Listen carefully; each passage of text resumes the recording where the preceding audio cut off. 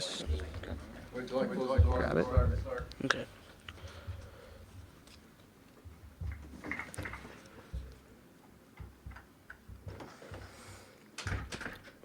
I'm Eddie, and I'm with RJ Media, and I'm here with Joe Cross, Lachlan Merrill, and Zach Sharp. Hey everyone. Hi, I'm Zach. And I'm Joe.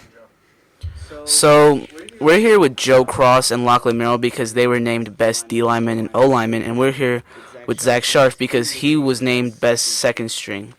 He was there whenever O lineman or D lineman couldn't be there. So we're here to ask him a couple questions about how they felt about their freshman football season and why they're being considered prospects. So this question is for all of them, and we'll start with Locke. So what position group do you think is the most important on defense and offense? Well, definitely the line because, well, we're like the first border between the other team and the people actually throwing the balls. Without us, we'd just be tackled, stuff like that. Zach? I would say it's definitely the line because our first job is to either stop the quarterback or the running back from running, which is about 50% of every offense. So, Well, coming from a center, I would say that definitely offense is a major key of the sport and, gaining points and running down the field. But defense is a huge part in getting back the ball when you lose it. So I would say that line is the most important piece. But all the positions come together and really make the sport happen. Okay, so all of you did say D-line and O-line were the most important positions. Now, most people would say that maybe it was the quarterbacks or running backs, but you guys do make a valid point that without the O-line, there is no structure for the play. So this question is from an O-line perspective since you all played O-line.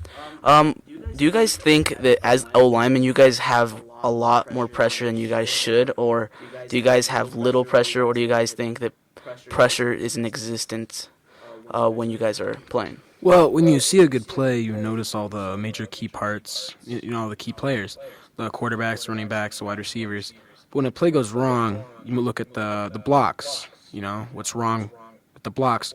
But in a good play, you don't really notice the blocks because they're so perfect, But when the bad play happens, it's usually the O-line's fault, and that makes a huge key part in getting those yards. like what Joe said, the O-line is the biggest part. You don't, like what he said, you don't see the lines because they're so good, but nothing's pretty about an O-line block. There's nothing beautiful about it compared to like a running back juking someone out or a wide receiver making a one-handed catch. That's what everyone looks for. No one looks at people running into each other just so they don't tackle someone. That's half the sport, but still no one looks at it. The O-line are definitely the unsung heroes. We're not, like, running backs and quarterbacks, they're called specialized positions or special skills positions, and we're always we block our guys, we stay in one place, we might drive them back 5 yards or so, but the quarterback or the running back's running 100 yards, 80 yards down the field while we're staying in one place, so I think the motion of that is what gains them more attention, but without us, no touchdowns. So I want to bring up a point that you, Zach, and you, Lachlan, made, and that's that you guys are sort of unsung heroes. You guys are never talked about. Does that ever discourage you when you're on the field? Does that ever make you wonder, why am I doing this position? Why don't I go out for another position where I can get, at least some recognition? Does that ever bother you? Well, when I first started playing the sport, the only thing, this was when I was 6 years old, the only thing that was fun about it for me was, I'd always go to practice, it was cold, but it'd make up for it because I got to hit people. It was fun for me. So the line, that's the biggest opportunity. I get to be physical, I get to try my best. Well, a quarterback, if the line's good, then they don't have to do anything, they just have to run. Well, we have to hit. I think it's more that we don't. Most of us don't really look for recognition from the fans. We want it from our teammates, and we get that as O-line, especially from the quarterback like Gordy. When we had a good block, he made sure we knew it too, and he showed his appreciation to us. Same with some of the running backs. We get more of that appreciation from the team, and we don't really care about the fans because the fans can say what they want. They don't know what's going on. Yeah, basically, I agree with what they both said. What I look forward to in a game is getting that one good hit where it's a total game change. Like we could be doing not so good in the first half, and in the second half, it's that one crucial play that really gets us down the field and really knocks the team back on their heels. But I really look for the recognition in the coaches. I always had admiration for people that could lead the team like that and better my abilities. And so when I get it was a great hit, that really means a lot to me. So. Well, I did not expect that, but you guys did say that most of you didn't really want the recognition, but most people would say that the O line does need more recognition, and I want to just bring it back. If you guys could remember, did you guys feel that maybe your teammates showed enough for you guys to be happy with what you were doing, and that they were giving you more feedback, and they were like telling you good block, not good block, or how the coaches were doing? Do you think they were doing a good job with that, or do you think they were like slacking off just a little bit? Our teammates really supported us. I feel like during summer football we were so like divided in our positions, so I think we got more recognition from our group. But yeah, I think our team was very supportive. Our coaches were supportive. Our parents. I think the positions behind the line were more supportive than, like, say, the wide receivers. Because there's wide receivers that blame us for everything. Like, we'd have a bad block, and the wide receivers would be the first one to tell us that we need to do something, which makes no sense. That's not their job. And then a few wide receivers came online one time, and then they did terrible, but then they said it was dumb. So, I mean, the running backs, and since the running backs have to block as well, they know what it's like to throw your body into someone. Like for me, since I was second string, I'm tiny compared to some of the kids. Same with our running backs. They knew what it was like throwing your body into someone that's 150 pounds heavier than you. But the wide receivers, they were all basing cornerbacks either smaller or the same size as them. So there wasn't much of what we had to do that they did. Well, yeah, basically, I agree with all those statements, but I wouldn't say it's necessarily O-line is not something you strive to be. You always look for it to be that quarterback, the running back. Everyone always wants the glory, but in an O-line, you do get blamed for a lot of stuff, but that makes you want it more. That makes you want to hit the other team harder. And so I feel like that really drives me to do what I do, to hit as hard as I can to get that really good block in order to make my team know that I can, stand with them and help them get that win. Okay. So now we're gonna switch gears and go talk about defense. So all you also played D-line. So I want to ask you guys: do you guys think that D-line helped you in O-line, and if so, how? But I also want you to a little bit elaborate. Do you think that D-line played a more crucial role, less crucial role, or do you think it was harder to play? Well, I really think that both positions kind of played on each other. We did the same warm-ups for both positions. We did the similar drills, so we were always improving both during practice. I feel like defensive line was more important, though. There's always the phrase that offense scores goals, but defense wins championships. So I think that because defense just stops people in their tracks, that's more important than getting a lead, because it doesn't matter if you get a lead. If the other team doesn't score, it's really easy to get a lead. I think we asked about how, like, the differences were between O-line and D-line. I think a lot of it with us was our coaching.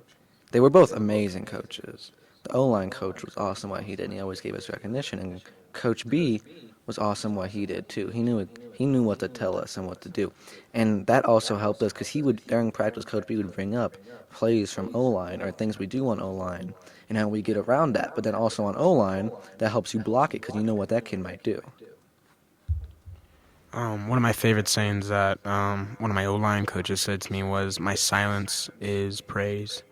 When I heard that, it really inspired me to, keep him, quiet.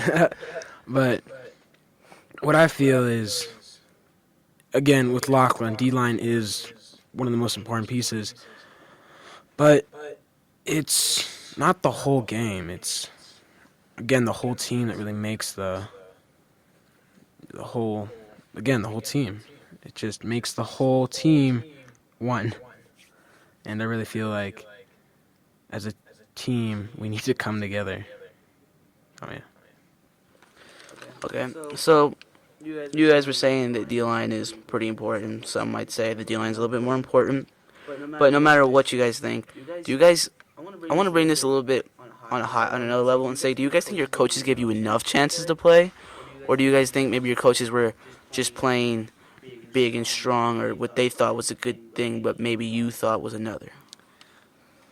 I feel like I got a lot of playing time, so I don't really understand the other perspective. But I feel like they were.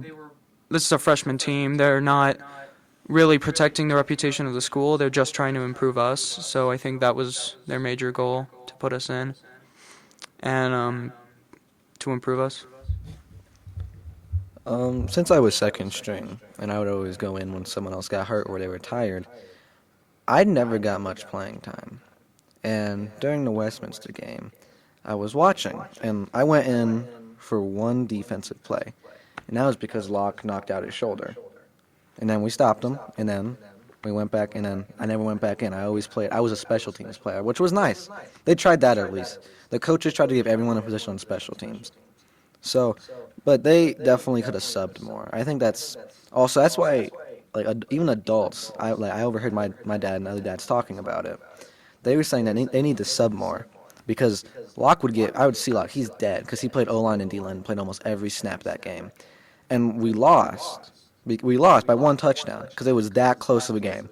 And they had a bigger team too. That's also why we couldn't sub as much because they had more, I guess you could say, content to deal with. They had more people to put in and out. But we didn't have a tiny team either. We could have subbed at least more than we did. We didn't sub at all almost that whole game on both sides of the line, which really some could say that we lost the game, but I don't think we did lose the game because of it. I think it's because we were both good teams and they just made the better plays. Well, I really feel like we could have subbed a lot more, but we had the heart in the team. All the players who didn't really get to play, they always wanted to play. But I just think that it was such a close game, and the teams were very big. And, me and Lachlan, almost every play just kept playing. And there were some games where, I really needed a break. Like, I jammed my finger, and I couldn't really hold the ball that well, and I just wanted to take a break on defense. But I'm not saying I don't like this, but my coach was like, well, I need you for this game. I really need this effort. I need 110% effort out of you today. Okay, so now we're gonna talk a little bit about your off-season training and about other sports you're doing. So this one's for Lachlan. Do you think lacrosse is helping you with your defensive and offensive skills as a lineman? Lacrosse is a very different sport from football, especially my position. I'm playing more of a fast-paced position on defense, and it's a lot more movement, a lot more angled movement especially. But I do think it's like kind of building on it though, especially with speed. If anyone's ever seen any of my lacrosse games, I've ran down the field a couple times as fast as I can. I think I've gotten a lot faster since football. And for Zach, so you do track and field, but you do long jump and you also do the sprints? I do some sprints, yeah. Yeah, do some sprints. Do you think that's helping you as an O lineman and D lineman? Maybe for long jump with the explosiveness, because your build-up is a huge part of long jump, and it's also a big part of O-line and D-line. Since you're from a still position, you have to be able to hit and go as fast as possible from the moment the ball is snapped. And with long jump, when you're sprinting down, the second you hit the board you're jumping off of, that's when almost all your power goes into that. Okay, and then last question is, Joe, do you think that that your rugby games and practices are helping you as a D lineman and O lineman? I really feel like it's helping me with D-line because rugby is pretty much just all tackling, barely running the ball. In football, I don't really run the ball. But what I feel is that in rugby, I don't know if a lot of people know this, but if you do know this, you come up as one on defense. And I really feel like that's important when you're on a team. Do we get passes? Late passes?